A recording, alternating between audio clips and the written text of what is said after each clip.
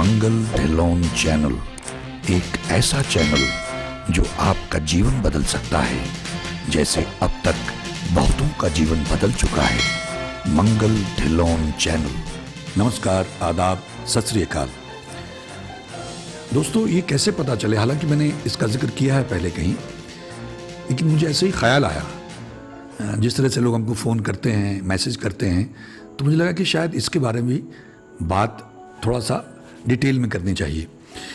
ये कैसे पता चले कि कोई किया कराया है या कोई चीज़, ऊपरी चीज़ जो है वो पीछे लग गई है, तंत्र मंत्र का चक्कर है, कर्म रोग है, इसका पता कैसे चले? देखिए, यहाँ कई लोग लिखते रहते हैं कि उन्होंने कोई डॉक्टर नहीं छोड़ा, कोई हकीम, कोई वैद्य नहीं छोड़ा, कोई दवाई नहीं छोड़ी और उनको कोई लाभ नहीं होता है। इसका मतलब है, एक, जो भी हमें समस्याएं आती हैं वो कर्म में तो आ ही जाती हैं, क्योंकि हमने कोई कर्म किया होगा। ऐसा कितने जन्मों, 84 लाख योनियों से आ रहे हैं, पता नहीं क्या क्या किया हमने। मैं कई बार ये भी कहता होता हूं कि अगर कहीं ईश्वर हमको दिखा दे, हम लोग करते ना, शिकायतें करते हैं ईश्वर से कि मैंने ऐसा क्या किया था, मैंने तो कुछ किया नहीं, मैंने इस जन्म में कुछ नहीं किया है, तो मुझे क्यों सजा मिल रही है, ईश्वर मेरे साथ ही ऐसा क्यों कर रहे हैं। कई लोग ऐसा लिखते भी हैं। तो मैं अक्सर ये लोगों से कहता रहता हूं कि अगर ईश्वर हमको हमारा पूरा ट्रैक रिकॉर्ड दिखा दे, हमारी करतूतें दिखा दे, तो हम, मतलब क्या बताऊं मैं, हमारी अवस्था क्या होगी। हम गर्क हो जाएंगे जमीन में, हम बयां नहीं कर पाएंगे, हमें इतनी घृणा हो जाएगी अपने आप से। तो वो तो बड़े तरीके से मिनिमाइज करके कि इतनी सजा तो इसको भुगतनी पड़ेगी। जैसे मैंने कहा है कि लघु तीव्र तीव्रतम, तो तीव्रतम ही हमको भुगतना पड़ता। अगर हम ईश्वर का नाम जपते रहेंगे, जब तक तीव्रतम ही भुगतना पड़ता, उसमें भी वो सहारा देगा। दूसरे तो कट जाएंगे, छुटकारा मिल जाएगा, फिर सहारा देगा, कुव्वत देगा, हिम्मत देगा। कई बार मैं कह चुका हूं। तो अगर दवाई काम नहीं कर रही है तो निश्चित रूप से आपने कोशिश की होगी, किसी दूसरे डॉक्टर को दिखाया होगा, किससे काम नहीं करी, दूसरे के पास, तीसरे के पास गए होंगे। लेकिन अगर दवाई काम नहीं कर रही है तो निश्चित रूप से ये तंत्र मंत्र का, किए कराए का या ऊपरी चक्कर है। कर्म के अंदर तो सारे रोग आएंगे, छोटा हो, बड़ा हो, गंभीर हो, सब कर्म के अंदर ही आते हैं। जो कुछ भी हमारे जीवन में घटता है, जो हो रहा है या आगे होगा, वो हमारे कर्म, प्रारब्ध और भाग्य का हिस्सा है। लेकिन ये जो ऊपरी चक्कर है, जब आपको लाभ नहीं होता, क्योंकि जब मैंने वो जो मैंने भूतों वाला प्रोग्राम बार बार कहता रहता हूँ, उसका टाइम जब इजाज़त होगी तभी शुरू होगा, वो शुरू करूँगा। उन भूतों की दुनिया के बारे में उनकी आवाज़ें सुनाऊंगा आपको। तो उनकी ये स्टेटमेंट्स हैं, मतलब आप उनकी आवाज़ें सुन के दंग रह जाएंगे। किस तरह से वो बोलते हैं कि वो एक औरत को उन्होंने गठिया कर दिया, सुराग कर दिया। क्लारा स्विन हॉस्पिटल शायद है बरेली में, उसमें थी वो। लास्ट डे डॉक्टर ने जवाब दे दिया। तो जो मियाँ जी जो गुजर गए बहेड़ी में, जवाहर नगर एक जगह, वहाँ दादा मियाँ की मज़ार, इसका शायद मैं जिक्र कर चुका हूँ। तो वहाँ पे जब उसको ले गया तो उसके हस्बैंड जो है वो IAS ऑफिसर थे और वो इन चीज़ों को मानते नहीं थे। तो पहले भी वो कहती रही, उन्हें मियाँ जी के बारे में सुना हुआ था बहुत बार। उसने कहा तो घर वाले, अरे पढ़े लिखे लोग हैं, कहाँ इन चक्करों में पढ़ते हो, ये सब नहीं होता है। तो जब वो डॉक्टर ने जवाब दिया, इसको ले जाओ भाई, इसकी सेवा करो, इनके कुछ दिन की मेहमान है। तो उसने जब उसको लेके जाने लगे हॉस्पिटल से, तो उस औरत ने कहा कि मुझे वो मियाँ जी को एक बार दिखा देते, मेरी इच्छा है। तो उस IAS अफसर के इंटरव्यू में सुनाऊंगा आप लोगों को, शायद भगवती प्रसाद उनका नाम था। तो उन्होंने कहा कि हमको लगा ये आखिरी इच्छा ही समझ के इसकी पूरी कर दे, मर तो इसने जाना ही है। तो मियाँ जी के पास आए, उन्होंने अपने हिसाब से नाखून चेक करके कहा कि अब इसको क्यों लेके आया। तो उन्होंने कहा नहीं, आप वाला मामला कहना है, मेरे वाला मामला है, डॉक्टरों की समझ में नहीं आएगा। तो उन्हें हाथ पांव जोड़े के, तो कहने मैं वादा नहीं करता हूं लेकिन कोशिश कर सकता हूं। कोशिश करिए। कोशिश की तो कोशिश की तो वो निकल आए।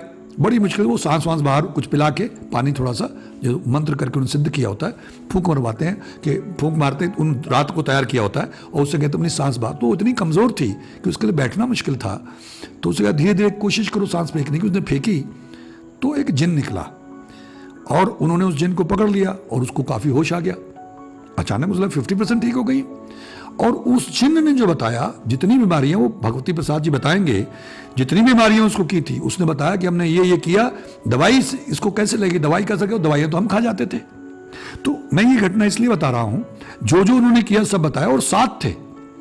और वो मियाँ जी ने कहा कि भाई 7 दिन आपको, एक दिन मैं एक ही पकड़ सकता हूं, और जब तक ये निकलने बंद ना हो जाए तब तक मैं पकड़ता रहूंगा। क्योंकि ये झूठ भी बोलते हैं चोरों की तरह, जब कोई चोर पकड़ा जाता है तो कहते हैं कि हम 4 हैं, होंगे वो 10, तो दूसरों को बचाने के चक्कर में। तो जब तक निकलते रहेंगे मैं निकालता रहूँगा, पकड़ता रहूँगा, जब पूरे निकलने बंद हो गए इसका मतलब ख़त्म हो गए। तो 7 दिन आए और 7 दिन में वो सारे निकल गए। वो औरत आज भी तंदुरुस्त है, मुझे नहीं मालूम, उन्होंने खुद कहा कि उनको कोई मामूली कोई बीमारी हो गई या बुखार आ गया, बीमार हो गई, इसके अलावा कभी उनको कोई बीमारी मेजर नहीं हुई। तो तब से उन्होंने मानना शुरू किया इसको। वहाँ उर्स पे धन्यवाद करने के लिए आए हुए थे, तब मैंने उनको इंटरव्यू किया था। तो अब ये जो दवाई अगर नहीं लगती तो निश्चित रूप से आपके ऊपर दूसरा चक्कर है, फौरन आप ये समझ जाइए। जैसे मैंने नज़र के बारे में बताया, कई बार लोगों को होती नज़र है, नज़र बड़ी खतरनाक किस्म की नज़र भी होती है, लेकिन लोगों को लगता है कि शायद ये ऊपरी चक्कर है, वो बाबाओं के चक्कर में घूमते रहते हैं। तो सबसे पहले तो देखिए आप डॉक्टरी इलाज कराएं, अगर दवाई काम नहीं कर रही है दूसरे को दिखाएं, नहीं कर रही है तो समझ लीजिए कुछ गड़बड़ है। और फिर नज़र का करें, अगर नज़र से भी फर्क नहीं पड़ा तो निश्चित रूप से फिर ऊपरी चक्कर है। अब उसके लिए जैसे आप ईश्वर का नाम मैं कहता हूं कि आप जपें, गुरबाणी का पाठ करें, सुखमनी साहब का पाठ करें, मूल मंत्र का पाठ करें, वाहिगुरु वाहिगुरु, एक ओंकार सतनाम वाहिगुरु, गायत्री मंत्र है, ओम नमः शिवाय है, और जितने भी आपके धर्म के मुताबिक कुरान शरीफ की आयतें हैं वो करें। इससे या तो आप ठीक हो जाएंगे, अगर वो बदरूही नहीं होंगी, गंदी नहीं होंगी, तो आपको छुटकारा मिलना चाहिए। लेकिन अगर वो ऐसी उनको ऐसा करके उनको कई बार ये कील के भेजते हैं, उनको टॉर्चर करते हैं और उनको आपको आके तंग करना होता है, ये भी हम लाएंगे आपके सामने आने वाले टाइम में। तो ऐसी स्थिति में फिर आपको मजबूरन किसी स्पेशलिस्ट के पास जाना होगा जिसकी हम तलाश में हैं। मैं अक्सर अपने वीडियोज में कहता भी रहता हूँ कि अगर कोई अच्छा तांत्रिक, अच्छा सिद्ध पुरुष, जिसके पास सिद्धियाँ हैं, जो साफ सुथरा है, नेक है, जो लोगों को लूटता नहीं है, जो वास्तव में मानवता का भला करके अपना भला कराना चाहता है, इस लोक में भी और उस लोक में भी, वो हमारे हर वीडियो के अंत में हमारा नंबर दिया होता है, उस नंबर पे हमें संपर्क करें। हमारा व्हाट्सएप नंबर है, उस पर संपर्क करें। लेकिन शर्त यही है कि वो लालची ना हो, वो लोगों को उलझाए और फंसाए नहीं। तो ज़रूर हमसे संपर्क करें। और हम भी कुछ लोगों से बातचीत हमारी चल रही है, हम निश्चित रूप से उन लोगों के बारे में वीडियो बना के डालेंगे और आपको आगाह भी कर देंगे। फिर मर्जी आपकी है, आपको सावधानी बरतनी होगी, क्योंकि कई बार हम डॉक्टरों के पास जाते हैं तो ठीक नहीं होते हैं, फिर दूसरे के पास जाते हैं, तीसरे के पास जाते हैं। कई बार हम डॉक्टरों पे पैसे भी खर्च करते हैं, हॉस्पिटल में लाखों रुपया खर्च कर देते हैं, मरीज फिर भी नहीं बचता, मर जाता है। तो यहाँ भी वैसी ही स्थिति है, हमारा विश्वास डॉक्टर्स पे या हॉस्पिटल से कम नहीं होता है। तो पहले तो आपने दवाई लें, नजर उतारें, ईश्वर का नाम खूब जपे, एकाग्रता से प्रार्थना करें, माफिया मांगे, वो उतारा कर लें। अगर फिर भी आपको लगता है तो इसका मतलब कोई बदरूहें, गंदी शक्तियां होंगी, तब आपको कोई स्पेशलिस्ट ढूंढना होगा। अगर हमें ऐसे मिल गए तो निश्चित रूप से हमारी कोशिश में बार बार कह चुका हूं जारी रहती है। तो उनसे भी मैं प्रार्थना करता हूं, अगर सत्पुरुष कोई बैठा है और वो दुनिया का भला करके, मानवता का भला करके, लोगों का उद्धार करके अपना उद्धार करवाना चाहता है, ढेर सारा महापुण्य इकट्ठा करना चाहता है, लोगों की दुआएं इकट्ठी करना चाहता है, निश्चित रूप से लोग जो ठीक होंगे वो आपको पैसे भी देंगे, लेकिन श्रद्धा से जो भेंट दे देंगे आपको, उसमें बरकत होगी, वो कभी खत्म नहीं होगा और ईश्वर भी खुश होता है ऐसे लोगों पे। तो हमसे जरूर संपर्क करें, हमारा नंबर हर वीडियो के अंत में दिया होता है। तो मैं उम्मीद करता हूं कि बात आप लोगों की पकड़ में आई कि जब ये चीजें हों तो समझ लीजिए कि दूसरा चक्कर है और आपको उनके पास जाना ही होगा। कुछ लोग हम ढूंढ रहे हैं जो फोन पे भी आपको राहत पहुंचा सकें, तो उनसे भी हम आपका संपर्क करवाएंगे। मैं उम्मीद करता हूं कि जिन मित्रों को कंफ्यूजन था इसके बारे में, उनको ये बात पकड़ में आई होगी और वो इससे लाभ लेने का प्रयास करेंगे। आप सबका बहुत बहुत धन्यवाद। ईश्वर हम सबका भला करे। नमस्कार, जय हिंद, जय भारत। मंगल ढिल्लोन चैनल एक ऐसा चैनल जो आपका जीवन बदल सकता है, जैसे अब तक बहुतों का जीवन बदल चुका है। मंगल ढिल्लोन चैनल।